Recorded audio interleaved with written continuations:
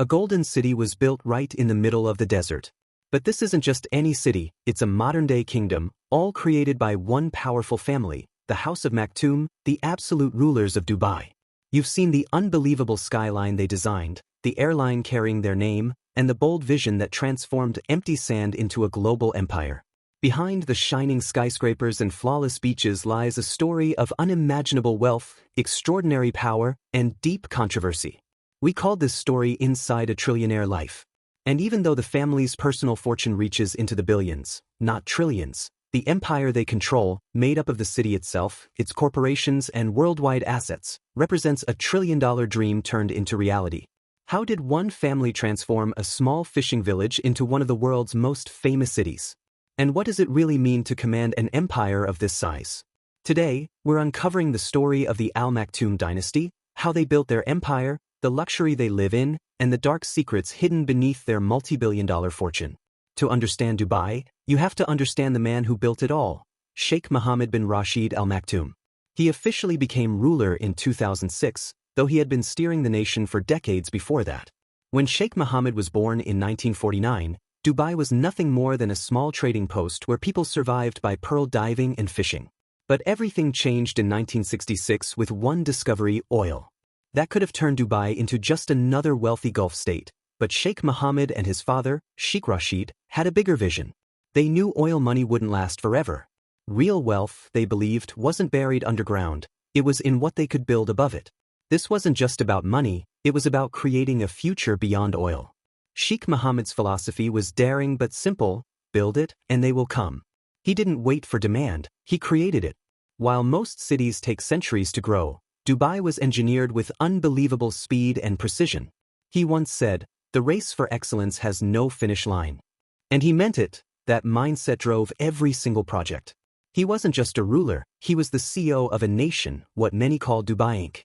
He launched massive developments like the port of Jebel Ali, one of the world's largest man-made harbors, and the Dubai World Trade Center, projects that put Dubai on the business map long before the tourists arrived. But he knew success wasn't only about construction, it was about branding. He wanted Dubai to represent the biggest, the best, and the boldest. His first major step wasn't even on land, it was in the sky. And it changed everything. The Al Maktoum family's wealth isn't just numbers on paper. It's a physical empire you can see and touch. Sheikh Mohammed's personal fortune is estimated at around $14 billion, ranking him among the world's richest monarchs. But their true power lies in the assets they command, worth over $18 billion. Back in 1985, Sheikh Mohammed made what many called a reckless gamble. He founded Emirates Airlines with just 2 leased planes, in an industry ruled by giants. But the Sheikh's vision was simple: if Dubai was going to be a global hub, it needed a world-class airline to bring the world in.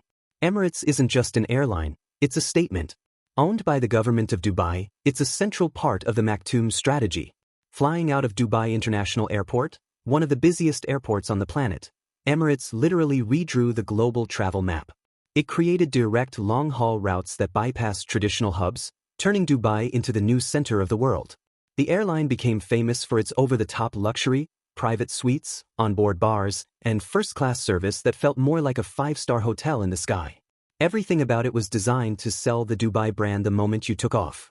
Today, Emirates stands as the 4th largest airline in the world, a giant that completely reshaped how the world travels. But the Maktoums didn't stop there. They launched Fly Dubai, a low-cost airline that allowed them to dominate both luxury and budget air travel. When you think of Dubai, you think of the skyline, the Burj Khalifa, the Burj Al Arab. These aren't just buildings, they're trophies. The Al Maktoum family, through their network of companies, are the masterminds behind them all. Their private conglomerate, Dubai Holding, is a giant in global real estate, with assets worth tens of billions. It's the powerhouse behind projects like the Jumeirah Group, the hotel brand that operates the world-famous Burj Al Arab. They didn't just build towers, they built industries. Dubai Internet City and Dubai Media City were both created from nothing, transforming desert land into thriving global business hubs. The family's official residence, Zabiel Palace, is a massive symbol of their power and influence, but their empire stretches far beyond Dubai. They are major players in international real estate, owning huge properties in cities like London. One of their most extraordinary global ventures is Godolphin, their world-renowned horse racing empire, complete with vast stud farms in the UK. The Al-Maktoums' passion for horses is legendary. Godolphin is one of the largest and most successful racing operations on Earth, another example of their drive to dominate everything they touch. This obsession peaks each year with the Dubai World Cup, featuring a jaw-dropping $12 million prize, one of the richest horse races in the world. It's another classic Maktoum move: create a world-class event to grab global attention. Their influence doesn't end on land. The family is also tied to some of the most extravagant superyachts in existence. Their yacht, Dubai, ranks among the largest in the world. A floating palace complete with a swimming pool, multiple jacuzzis, and of course, a helipad. And then there are the cars. The Maktoum family's private collection is rumored to be among the most valuable anywhere, hundreds of rare and custom-built supercars, from limited edition Ferraris and Bugattis to bespoke Rolls-Royces. For them, cars aren't just transportation, they're a statement of power and identity. The true genius of the Maktoum strategy lies in how they've placed their wealth everywhere. Through Dubai Holding and the state-owned Dubai World, they operate like massive global investment firms, ensuring that their empire doesn't just stand in Dubai but stretches across the world. Dubai Holding alone controls tens of billions of dollars in assets spread across more than a dozen countries. Their approach is global, always focused on the future. The Al-Maktoum family's investment arms hold stakes in everything, from logistics powerhouse DP World to luxury hotel chains and major banks like Emirates NBD. This vast network of investments means their fortune isn't limited to Dubai. It's deeply embedded in the global economy, giving them unmatched influence. But every empire needs a next generation, a new face to carry it forward. Behind the polished image of innovation and success, the Al-Maktoum dynasty has also faced major scandals and dark stories of control that clash with their public persona. Enter Sheikh Hamdan bin Mohammed Al Maktoum, Crown Prince of Dubai, better known as Fazza, to millions on Instagram. Named Crown Prince in 2008, he's the young, stylish, social media savvy image of modern Dubai. He embodies everything his father built: adventurous, elegant, and globally connected. Fazza's image is perfectly curated: a champion equestrian, poet, and thrill-seeker. His feed is filled with skydiving over Palm Jumeirah, diving deep seas, and posing with falcons. Educated at Britain's elite military academy and the London School of Economics, he represents the modern, charismatic prince who gives Dubai a softer, human face. Yet, this bright image contrasts sharply with a darker reality inside the royal family. The same authority that created Dubai's skyscrapers and riches also hides stories of fear and restriction. One of the most shocking cases involves Princess Haya bint Al-Hussein, Sheikh Mohammed's sixth wife. In 2019, she escaped Dubai with her 2 children to the UK, sparking worldwide headlines. What followed was one of Britain's most dramatic divorces. The UK High Court found that Sheikh Mohammed orchestrated a campaign of fear and intimidation against her and had ordered the abductions of 2 of his daughters, Princess Shamsa and Princess Latifa. Princess Haya was granted a £550 million settlement, with much of it for lifetime security to prevent further abduction threats. The cases of Shamsa and Latifa are even more disturbing.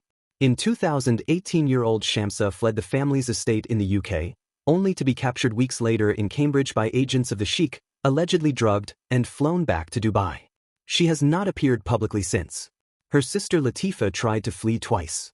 During her second attempt in 2018, she was intercepted off India's coast by special forces and brought back.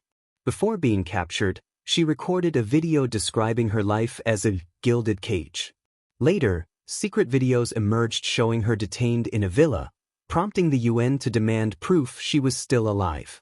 Though later photos suggest she's free, the stories of these princesses exposed a deeply troubling side of Dubai's ruling family, one that contradicts the city's glossy global image.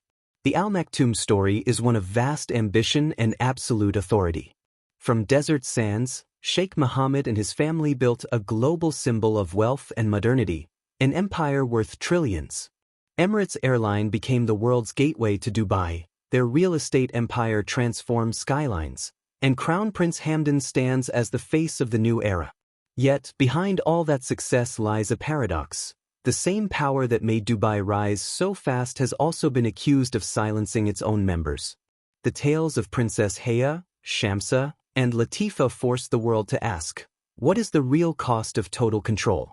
The Al-Maktoum dynasty still reigns over one of the world's most successful empires. But as Dubai pushes toward the future, the question remains, What kind of legacy will they leave behind? What part of this story shocks you most? Their unstoppable vision for Dubai or the controversies shadowing their name?